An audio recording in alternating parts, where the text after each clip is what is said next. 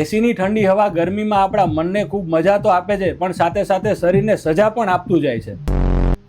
હવે અત્યારના સમયમાં ગરમી જેટલી પડે છે કે એસી હવે કોઈ લક્ઝરી નહીં પણ સર્વાઈવલ મોડ બનતું જાય છે.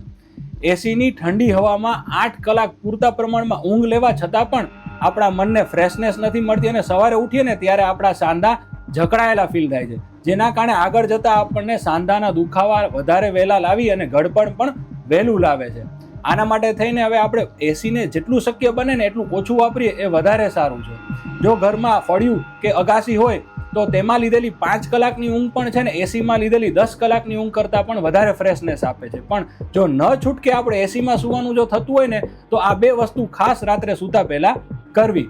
રોજ રાત્રે સૂતા પહેલાં આખા શરીરને મર્દન કરવું 5 મિનિટ, જેથી કરીને આપને ઊંઘ પણ સારી આવશે અને સવારના ઉઠતા વેત એસીમાં શરીર જકડાશે નહીં. અને નંબર 2, રાત્રે સૂવો ત્યારે એસીને 3 કલાકના ટાઈમર પર મૂકીને સૂવાનું, જેથી કરીને આપણે ગાઢ નિંદ્રામાં જતા રહીને ત્યારે એસી આપોઆપ એની મેળે બંધ થઈ જાય.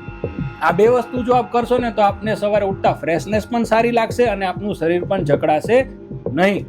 સર્વદા મંગલમ ભવેત.